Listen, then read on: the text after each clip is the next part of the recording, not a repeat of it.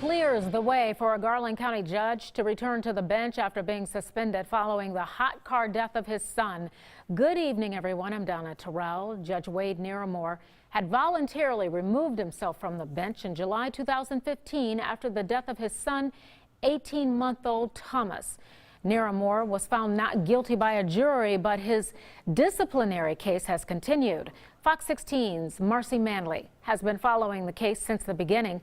And Marcy, will the judge be hearing cases in family court like he did before?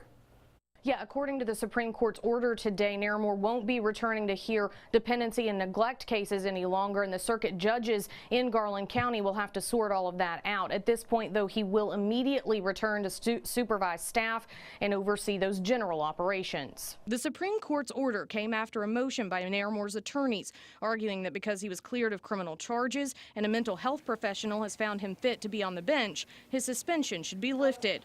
Naramore's son died in July 2015 after he left the boy inside a vehicle throughout the day. Naramore was arrested in early 2016 and charged with negligent homicide.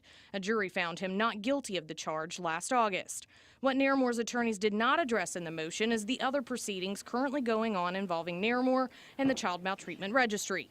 We have documentation showing crimes against children investigators came to a true finding in the child maltreatment case against Naramore, and that Naramore's attorneys are appealing a finding by an administrative law judge that would place Naramore on the Child Maltreatment Registry after the criminal trial. DHS can't talk about a specific case, but in general, a person doesn't have to be found guilty of a crime to land on the registry.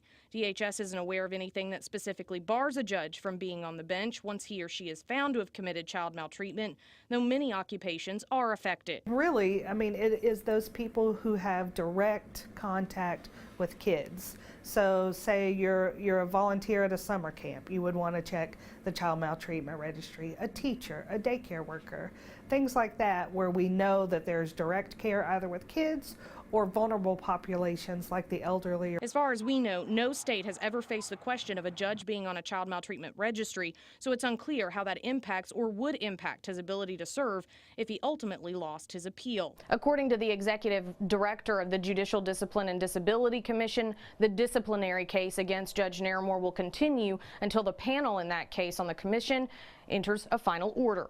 Back to you. All right, Marcy. Well, Sheriff's